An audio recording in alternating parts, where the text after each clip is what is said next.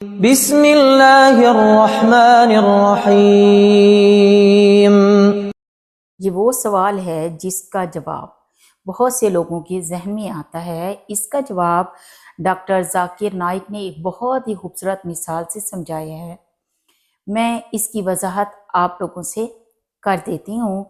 فرض کریں ایک ٹیچر کلاس 3 میں یعنی کلاس میں 3 بچوں کی طرف اشارہ کر کے کہتا ہے کہ یہ بچہ امتحان میں فرسٹ آئے گا، یہ سیکنڈ آئے گا اور یہ فیل ہو جائے گا۔ جب ایگزامز کے بعد نتیجہ نکلتا ہے تو تینوں بچوں پر کی گئی ٹیچر کی پیش گوئی درست نکلتی ہے۔ تو کیا وہ بچہ جس کے بارے میں استاد نے پیش گوئی کی تھی کہ فیل ہوگا، تو کیا وہ صرف استاد کے کہنے پر فیل ہوا؟ کیا وہ بچہ ایسا بول سکتا ہے؟ نہیں۔ ٹیچر نے یہ پیش گوئی بچوں کی کلاس رپورٹس دے کر کی تھی۔ کیا وہ بچہ جو سارا سال کلاس میں نہ آئے، کھیلتا رہے، وہ فرسٹ آ سکتا ہے؟ نہیں، وہ فیل بھی اپنی حرکتوں کی وجہ سے ہوتا ہے۔ زیادہ تر استاد کی پیش گوئی درست ثابت ہوتی ہے، لیکن وہ انسان ہے، غلط بھی ہو سکتا ہے۔ اسی طرح اللہ تعالیٰ انسان نہیں ہے، اللہ کے پاس علم غیب ہے۔ اللہ کو پہلے ہی پتہ ہے کہ آپ کیا فیصلہ لینے والے ہیں۔ مثلا آپ کسی ایسے راستے پر جا رہے ہیں جہاں 4 سڑکیں ہیں، آپ ان میں سے کوئی ایک منتخب کر لیتے ہیں، یہ کس کا فیصلہ ہوا؟ آپ کا۔ آپ کون سی سڑک چنتے ہیں، یہ فیصلہ آپ کا ہے۔ لیکن اللہ تعالیٰ کو اس بات کا علم تھا کہ اس دن کی اس تاریخ کو اس وقت پر اتنے بجے آپ اس راستے پر جائیں گے اور آپ کے پاس 4 انتخاب ہوں گے، اور ان 4 انتخاب میں آپ کون سی سڑک چنیں گے وہ اللہ تعالیٰ تقدیر میں لکھ چکا ہے۔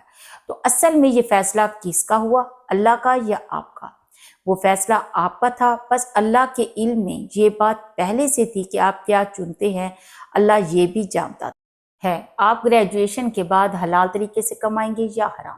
چونکہ اللہ کے پاس علم غیب ہے تو وہ لکھ دیتے ہیں کہ یہ انسان گریجویشن کے بعد حرام طریقے کو چنے گا۔ اللہ تعالیٰ ایڈوانس میں یہ لکھ دیتے ہیں کہ آپ یہ کریں گے۔ آپ غلط کام کرتے ہیں تو اللہ لکھتا ہے۔ ایسا نہیں ہوتا کہ اللہ لکھتا ہے تب جا کر آپ وہ غلط کام کرتے ہیں۔ پھر اپنے ہر عمل، فیصلے، کام اور گناہ کا ذمہ دار کون ہوا؟ انسان۔ اللہ نے آپ کو 2 اختیار دیے ہیں، آپ چاہیں تو اپنی ساری زندگی گناہوں میں بسر کر دیں یا نیکیوں میں۔ فیصلہ آپ کا ہے، آپ ایمانداری سے کمائیں یا بے ایمانی سے، یہ بھی فیصلہ آپ کا ہے۔ پھر ایک اور سوال ذہن میں آتا ہے کہ اگر سب پہلے سے لکھا ہے تو یہ حدیث بھی تو ہے کہ دعا تقدیر بدل دیتی ہے۔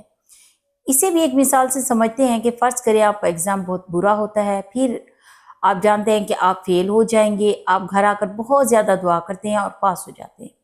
اللہ تعالیٰ کو پتہ ہے آپ اس تاریخ کو ایگزام میں جانے والے ہیں، آپ کا ایگزام بہت برا ہوگا اور آپ فیل ہو جائیں گے، لیکن آپ پھر گھر آ کر دعا کریں گے اور پاس ہو جائیں گے۔ اللہ تعالیٰ کو یہ بھی پتہ ہے کہ وہ دعا قبول کرے گا یا نہیں۔ پھر یہی بات اللہ تعالیٰ اپنے علم غیب سے تقدیر میں لکھ دیتے ہیں۔